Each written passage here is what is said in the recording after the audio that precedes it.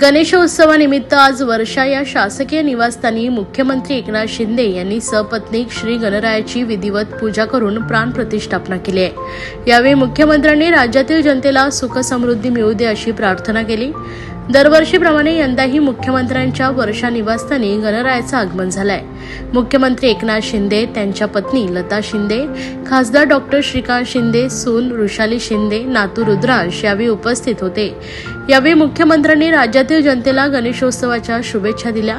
ते म्हणाले की गणरायाचं आगमन झालंय, आपल्या आयुष्यात पण आनंद, समाधान, समृद्धी येवो, सर्वांना सुदबुद्धी मिळो हीच प्रार्थना आहे। प्रत्येक गणेशोत्सव एक नवीन ऊर्जा, प्रेरणा आणि उत्साह घेऊन येतो।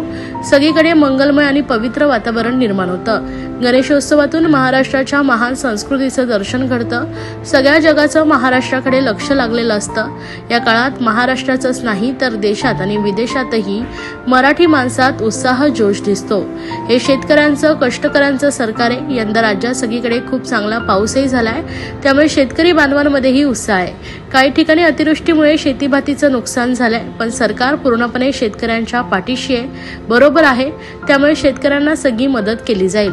माझं आपणास आव्हान आहे की श्री गणेशाची मनोभावे सेवा करतानाच आपण सामाजिक बांधिलकीची जाणीव ठेवूया। गरजू लोकांपर्यंत पोहोचा, त्यांना मदतीचा हात द्या, त्यांच्यापर्यंत शिक्षण, आरोग्य तसेच अशा विविध प्रकारच्या सेवा मदत पोहोचवण्याचा प्रयत्न करूया।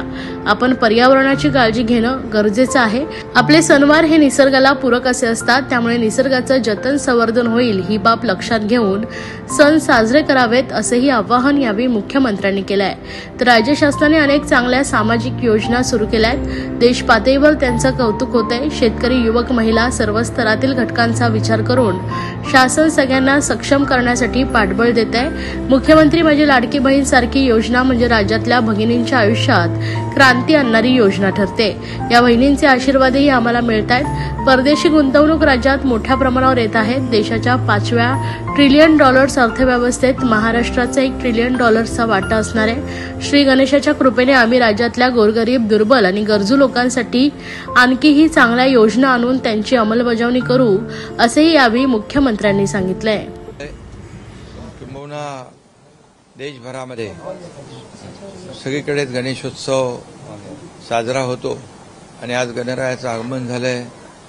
आज प्रतिष्ठापना झाली आणि सर्व नागरिकांना आणि गणेश भक्तांना मी खूप खूप शुभेच्छा देतो आणि सगळ्यांनाच गणपती बाप्पा सगळ्यांच्या जीवनामध्ये सुख, समृद्धी, आनंद घेऊन येवो अशा प्रकारच्या शुभेच्छा। खरं म्हणजे महाराष्ट्रामध्ये गणपती बाप्पाचे एवढी आगमनाची वाट पाहत असतात लोक की आतुरतेने, आणि आज गणपती बाप्पा आला, स्थापना झाली आणि हा उत्सव आपापल्या परीने लोक 10 दिवसापर्यंत, अनंत चतुर्थीपर्यंत साजरा करत असतात।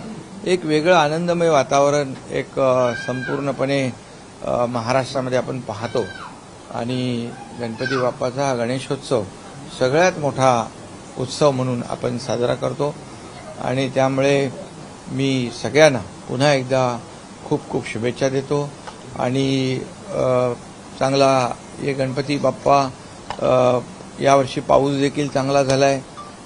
शेतकरी देखील सुखी समृद्धी होत त्यांच्या आयुष्यावरचं संकट, अरिष्ट टळू दे, चांगली शेती होऊ दे।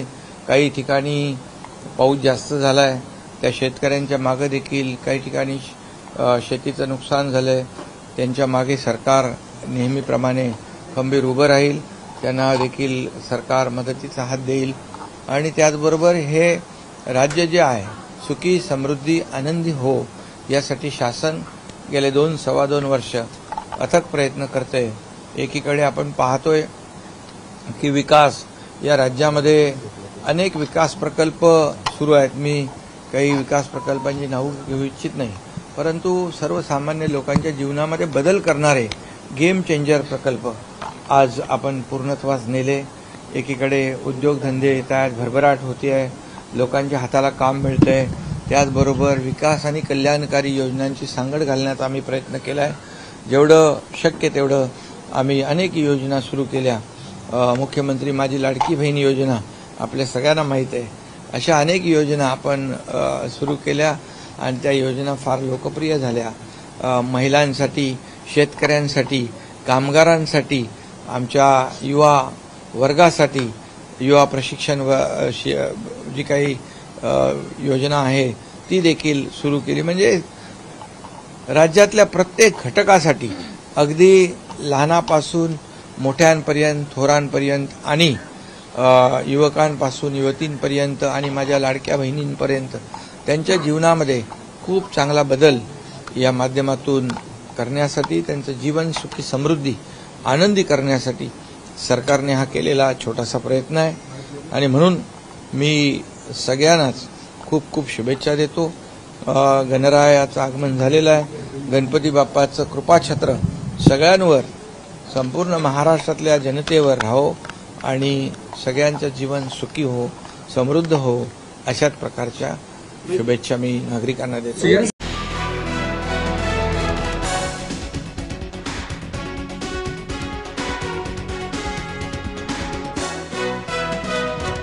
घोडबंदर रोडवरील वाहतूक कोंडीच्या समस्येवर तोडगा काढण्यासाठी विविध उपाय योजले जात आहेत. त्याचा परिणाम नागरिकांना लवकरच दिसू लागेल. आज असलेल्या परिस्थितीत सुधारणा करण्यासाठी तातडीच्या आणि दीर्घ मुदतीच्या उपाययोजना हाती घेण्यात येत असल्याचं प्रतिपादन ठाणे महापालिका आयुक्त सौरभ राव यांनी केलं आहे. घोडबंदर रोडवरील वाहतुकीच्या समस्यांबाबत तोडगा काढण्यासाठी महापालिका मुख्यालयात शुक्रवारी सायंकाळी बैठक झाली. या बैठकीत आमदार प्रताप सरनाईक, घोडबंदर रोड येथे राहणाऱ्या नागरिकांचे प्रतिनिधी, पोलीस उपायुक्त दीपक शिरसाट, अतिरिक्त आयुक्त प्रशांत रोडे, शहर अभियंता प्रशांत सोनाग्रा यांच्यासह वाहतूक पोलीस, महापालिका, मेट्रो, MMRDA, सार्वजनिक बांधकाम यांचे प्रतिनिधीही उपस्थित होते. या बैठकीत नागरिकांनी अवजड वाहनांच्या वेळा, रस्त्याची स्थिती, सेवा रस्त्यावरील पार्किंग, हातगाड्या, सिग्नल यंत्रणा, लेन मार्किंग, फ्लायओव्हरची स्थिती, वाहतुकीचे नियम मोडणारे नागरिक या आदी समस्या मांडल्या आहेत. या समस्यांमुळे नागरिकांचे, विशेषतः शाळकरी मुलांचे होणारे हाल होत असल्याचं नागरिकांनी सांगितलंय. आमदार प्रताप सरनाईक यांनीही नागरिकांच्या समस्यांना दुजोरा दिला. त्याचबरोबर घोडबंदर रोडवरील अवजड वाहतूक बंद व्हावी यासाठी भविष्यात मुख्यमंत्री एकनाथ शिंदे यांच्यामुळे राज्य सरकारमार्फत राबवण्यात येणाऱ्या प्रकल्पांची माहिती यावेळी नागरिकांना दिली. तसेच अवजड वाहनांच्या वेळा पाळणं आणि बेकायदा पार्किंग थांबवणं यावर पोलिसांनी काटेकोर अंमलबजावणी करावी असेही सरनाईक म्हणाले. नागरिकांनी घेतलेल्या पुढाकाराबद्दल सरनाईक यांनी त्यांचे आभार मानले आहेत. मुख्यमंत्री एकनाथ शिंदे हे ठाण्यातील समस्यांबाबत अतिशय संवेदनशील आहेत. घोडबंदर रोड येथील समस्येची त्यांना कल्पना आहे. ते त्याबद्दल सातत्याने निर्देश देत असतात. आताही गणपती विसर्जनापूर्वी सगळे रस्ते, फ्लायओव्हर हे खड्डेमुक्त करण्याचे निर्देश त्यांनी दिले आहेत, असं आयुक्त राव यांनी स्पष्ट केलं आहे. घोडबंदर रोडवर सातत्याने जी वाहतूक कोंडी होत होती, त्या वाहतूक कोंडीमुळे त्या परिसरात राहणारे नागरिक खूप त्रासलेले होते, ग्रासलेले होते. आणि काल अचानक त्या सगळ्या नागरिकांनी एकत्र येऊन एक कमिटी स्थापन केली आणि त्या कमिटीच्या माध्यमातून मोर्चा काढायचा निर्णय घेतला. सातत्याने ती लोक DCP ट्रॅफिक, कमिशनर ठाणे आणि यांच्याशी संपर्कात होती, परंतु काही तोडगा निघत नव्हता. माननीय मुख्यमंत्री एकनाथ शिंदे साहेब यांनी महापालिका आयुक्त श्री सौरभ राव यांना फोन करून आदेश पारित केले होते की लवकरात लवकर ह्या घोडबंदर रोडवरील ट्रॅफिकची जी समस्या आहे ती नागरिकांच्या तक्रारीची दखल घेऊन लवकरात लवकर सोडवा. आणि आज अतिशय चांगली सकारात्मक बैठक झाली.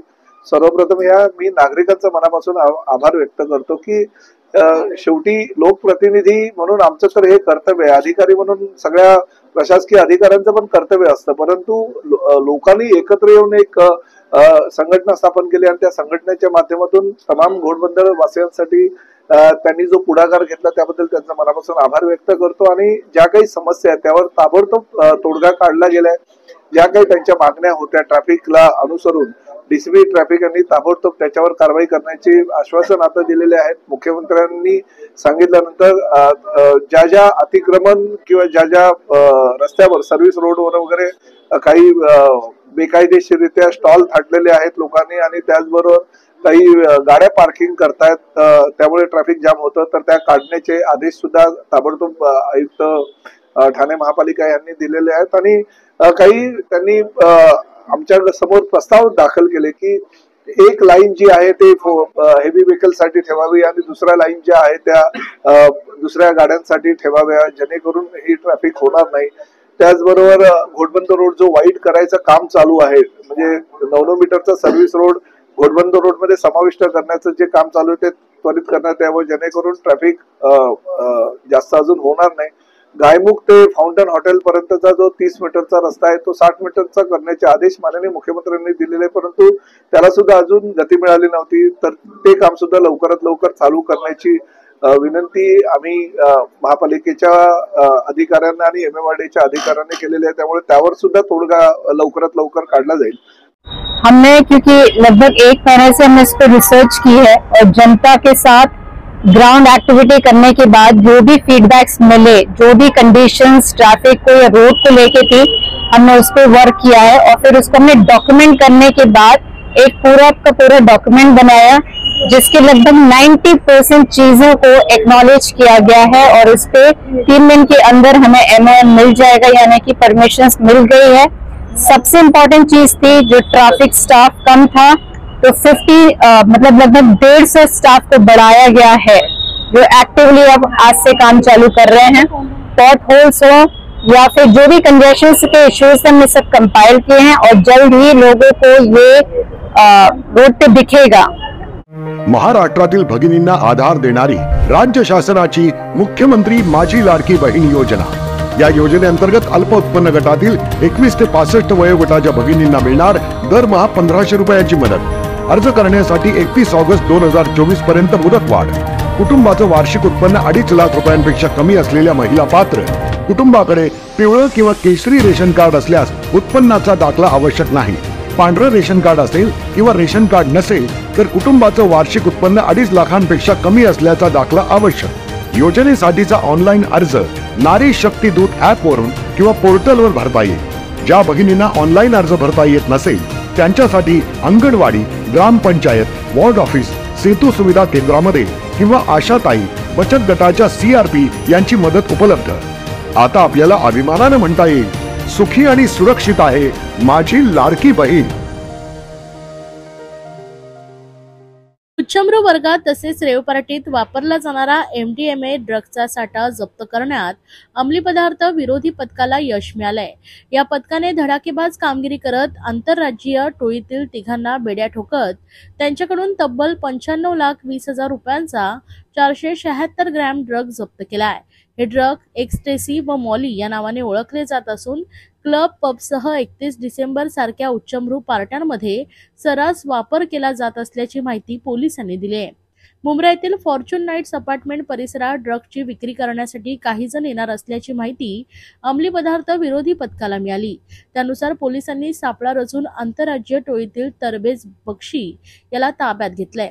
त्याची झडती घेतली असता पोलिसांना त्याच्याकडून 476 ग्राम MDMA मिळाले। त्याने एवढ्या मोठ्या प्रमाणात साठा कोठून आणला याचा तपास केला असता त्याने राजस्थान येथील एजाज खान उर्फ पठाण यांच्याकडून आणला असल्याचं समोर आलंय। त्यानुसार पोलिसांनी एकाला विरार येथील एका हॉटेलमधून अटक केली आहे, तर या दोघांवर यादी देखील अशा प्रकारचे अनेक गुन्हे दाखल असून त्यांच्या साथीदाराचा शोध सुरू असल्याची माहिती गुन्हे शाखेचे उपायुक्त शिवराज पाटील यांनी दिली आहे।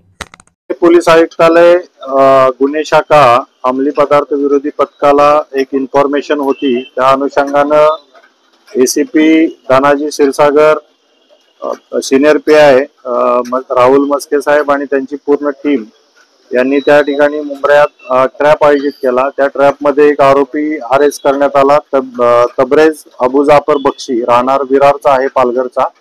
याच्याकडून आपल्याला 476 ग्रॅम MDMA हा पदार्थ आपण हस्तगत केला। याची मार्केट रेट आहे 95,20,000 असा त्याचा मार्केट रेट आहे।